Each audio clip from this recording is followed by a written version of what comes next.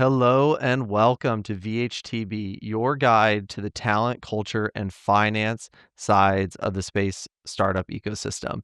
My name is Brian Mejeur of AdAstra Talent Advisors, and I'm joined by Matt Gjertsen from Better Everyday Studios, Hello. and also Justus Kilian of Space Capital. Hey, what's up? Thanks for joining me today, guys. So today is part 2 of our mini series on the Valley of Death. So for those who aren't too familiar with the Valley of Death or want to catch up on kind of the beginning piece of what it is like entering the Valley of Death and some kind of definitions of laying the groundwork for this series, please go back an episode and listen. It was really, really fun conversation. And now we're stepping into the middle stretch of the Valley of Death. And I think a lot of founders underestimate just how critical the people side of the business becomes at this stage. By this point, you've grown well beyond just a founding team. You've raised a bunch of money. You've probably scaled your team quite a bit. You're flying high. You're feeling good. You have things working. But now it's not just about getting people in the door. It's about whether you have the right culture, the right team, and the right path to carry you through the valley. And so I think one of the things that we're going to start to feel here in the middle section of the Valley of Death is some of the constraint. You're starting to teeter off some of that momentum. You're starting to realize, oh, like there's a little bit of ways to go here for us to actually have traction on the um with our product and have real paying customers to sustain our business, and we got a ways to go. And raising more capital or getting the financials in line might not be as easy as we thought at this point. So today I want to talk through some of those challenges and how founders and leaders can get through those pieces. And so I'd love to kind of set the stage here with how some key things that I think show up and what I would recommend for some leaders to consider. Like right at this stage is not a time to panic, but it is a time to pause and reflect. At this point, you gotta look back and see, do I have the culture I want to achieve the mission I want? Is my mission clear? And do I have all the people that align with that culture and that mission, like rowing the boat together to be able to achieve our objectives and get through the valley? The answer is not always going to be hell yes. And it almost certainly won't be. There will be some glaring things that you will need to say, oh, I don't really like how we as a company do this. Or there's this team that's underperforming, or there's this person or two that is creating some toxicity in the culture. I think now is a really, really vital time to correct that before it's too late. So yeah, I'm curious what's coming to mind, Matt. What do you got? I just had a quick question that I wanted to throw out there because I love this idea of reflection. And I know this is going to be different for every company because what the Valley of Death is and how long it lasts is going to be different for every company. But Yeah. especially in kind of deep tech, how often can you have those real reflections, right? Like, because I almost feel like maybe monthly is probably too frequent and you're going all over the place. I don't know. But like, based on your experience of seeing with companies, like, is this something that whether it's the founding team or whoever it is that comes together, how often can you have those reflections and make those decisions where without it being like too much and you're bouncing around? Like Yeah. what's a strategy for doing it effectively? I'd go quarterly. I would set up offsite leadership meetings so that you're working through problems and reflecting on things in a different environment just with a core leadership team. That will only be effective if your culture and your leadership team is open and honest and aligned. But that is about the right cadence to reflect on some things, set some goals for the next quarter, and make some difficult decisions. So that's the cadence that I'd recommend. That's what we do with our company, and I think that's a pretty scalable timeline as well. Because yeah, monthly is might be a little distracting or overly frequent, but every 6 to 12 months, you're gonna miss some things in that time. I'd say that probably changes a little bit when you get into like the sales function. I think, higher cadence, Sure. win-loss debrief on any opportunity is Sure. probably invaluable and important to reflect and build that in particularly at this phase of the Valley of Death, where any sort of movement in those potential, contracts and relationships is make or break for the company, right? Yeah. So Yeah, Yeah, I could see that in like individual functions. It's like a and as an individual employee, it can be a hyper yeah, frequent thing. But yeah, but the bigger picture, like, are we going in the right direction? Are these the 10 hires that we need to make? yeah, Kind of stuff I can imagine are a little bit less frequent. yeah, there might be other triggers that require that Mm, stuff to happen more quickly or out of a certain cadence, but that quarterly cadence is a good one to say, like, I'm gonna build this into our leadership workflow so that we're doing it at like that's a mandatory place to look back. And so, a key way that like we do this and recommend this is by like making sure the right people are in the right seats. Do people actually like understand what we want to do and what their goal is? Do they actually want to do that? And do they have the capacity to do it? I'm curious from Matt, from a leadership perspective, maybe what are some of the early signs that like a founder might need to reshape, or I mean, we'll get into this soon too, like, or even cut some teams or cut down the teams. Like what have you seen for signals that um it's the right time to make some hard decisions? well, I mean, I think we've talked about this before on the show, the concept of the entrepreneurial operating system, or EOS. Yeah. And EOS, it's from the book Traction, and they have something that I think fits in this discussion of the concept of the accountability chart versus the org chart. Because I think, especially for young companies, so much of the org chart is personality based. You had certain people around you when you started, you have certain people in your network, and you're hiring them and you're just giving them roles as you can, as they come up. And at some point, probably around this stage of maturity, it's really important for you to sit down. And what the accountability chart does is, let's pretend no one at the company exists, and we just write down the things that we have to do. We organize everything functionally. Of there's 5 or 6 high level tasks. There's sales and business development. There's like the HR, like the people side of things. There's operations. Maybe there's engineering or manufacturing, whatever those are, and then those break down into subcomponents. And then you start to align the people with those accountabilities based on their experience, their personality, what they want to do. Because I think the first warning sign that I see is when, if you're not doing it that way, when it's personality based, then what ends up happening is you tend to get an incredibly fractured and disorganized org chart, where there's like certain functions that are kind of split up all over the place, where different people own different pieces of them. And so when it starts to become, the first red flag for me is when it's really hard to identify whose responsibility things are. That's when you start to have a problem. And that's, at least, I always used to joke when I was in the military, it was like, all the problems that I was facing out on the front line, it felt like they were either above people's pay grade or below people's pay grade. Like, there was nobody whose responsibility was to solve this problem.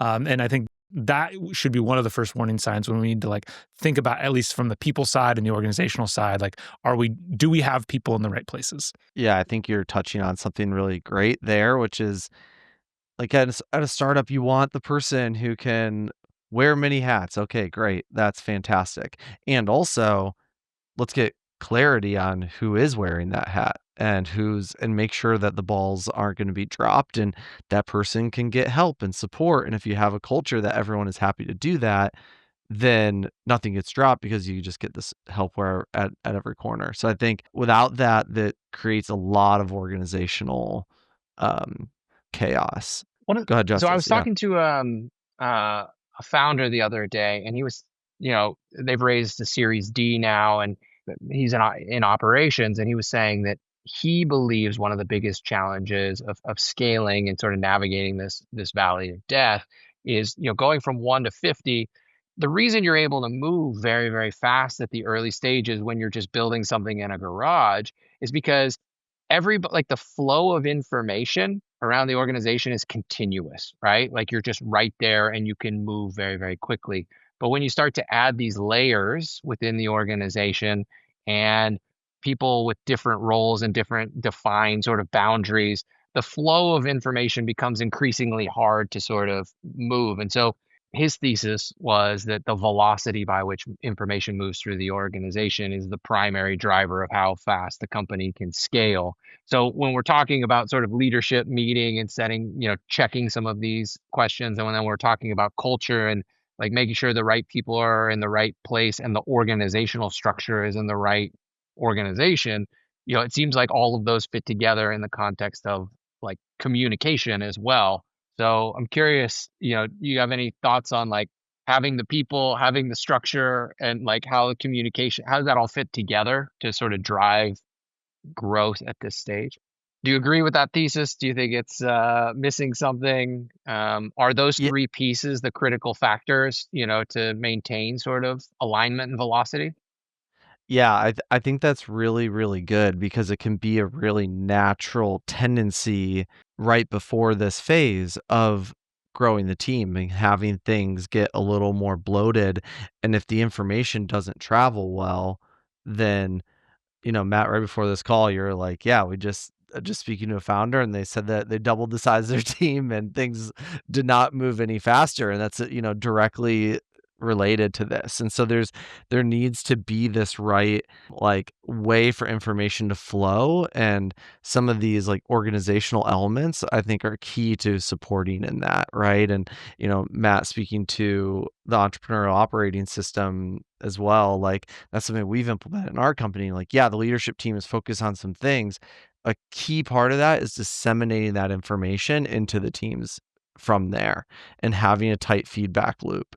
And so, yeah, certain things are quarterly, but there's a lot of other things that are weekly, and there's structures in place for the information to travel very quickly within that week long cadence or less. And so I think it starts to really matter at this phase because you can't all just fit in the garage and shout to the person sitting next to you about what's going on. So I think that's a really great observation. Awesome. So circling over to like if you do have this org that maybe is information's not traveling super well, maybe things aren't too aligned, what's the right move from here? Like what are some tough calls that folks might need to make in order to help them get through the valley of death? So I'll highlight one case study. I mean, True Anomaly has had great success in raising money, winning contracts, and growing their team, and that was especially true a couple few years ago. But then in April, I think it was April 2024, they cut I think like a quarter of their staff. It was like right after they raised a bunch of money too, and it was very interesting and surprising to see this. Um, but I think they were at one of these pause and reflect moments of saying, "Okay, we have a lot we need to go do." I think they had just had a mission failure but also winning contracts, and so they're like, "Okay, are we on the right path?" And I think that was a good, like, painful decision for them to make, really painful for the 25% that got cut, but I think they needed to see, what do we need to do organizationally to set ourselves up for success here? So I'm curious if either of you have seen anything similar to that, in the industry and other lessons learned. One example that comes to mind is a company in our portfolio called Ursa Major. And so they started out building rocket engines for the small launch market. And there was, at that time, there was something like 200, funded small launch companies that were out there trying to build vehicles. And the belief that all of them were going to build propulsion capabilities in house, there's just not enough propulsion engineers in the world to be able to have all of these companies develop their own unique systems in house. And so, they thought that they'd be able to sell directly, into these markets. It wasn't too long until they found out capital had dried up from investors to support, this small launch thesis, and it quickly contracted. The company then had to pivot into where they found some new opportunities, which was hypersonics. The DoD realized that they were sort of behind the curve. Some of our foreign adversaries were demonstrating these capabilities, and we needed to rapidly increase our capabilities. And so, they had both a liquid, and we're developing a solid capability that could start to serve as a test bed and then develop into something a little bit more robust. And so they entered into this like valley of death in this contracting mechanism on the government side, and a little bit later in their life after a pivot, and had to reorient the business to try to navigate and survive that. This meant, a leadership change. This meant new investors coming in. This meant a reduction in staff. It meant the formalizing of, three unique business lines, and then now four with their solids. It meant each of them sort of proving the unit economics and the commercial viability of each of those different business lines. And so it was a real maturing process, but it was a painful one. Fortunately, they had stakeholders aligned and brought in stakeholders that were aligned at sort of all levels. It was a grind, and it was really hard on people and culture. And so they did some really important work early on to align around culture and why people were there. Some of those things had changed, and so that also meant some of the people, also had to change. But they knew what that would Yeah. look like because there was a misalignment, right? I'm curious how you can, as a founder, as an executive leader in one of these situations, like how can you make a tough call on layoffs or like reassigning folks to very different roles without having the morale of the company just get completely crushed? Like have either of you worked with or seen, yeah, behind the curtains and saw like what specific actions or steps were taken to go through such a difficult thing at such a fragile stage of the business and end up on the other side, especially on like the morale and culture side of things? I know from my perspective in what I've seen, being on the receiving end of this inside a company, and so much of it has to do with how realistic you are. If you have good systems in place, you have a quarterly cadence of checking in on things. And the other thing that I think is really important that we've kind of touched on a couple times is knowing which milestones, depending on which way they go, will dramatically affect your business. The fact that the small launch market collapses, like, okay, like that's a big thing. Or we had a failure, okay, that's a big thing. Knowing the tests, the milestones that you really need to pay attention to.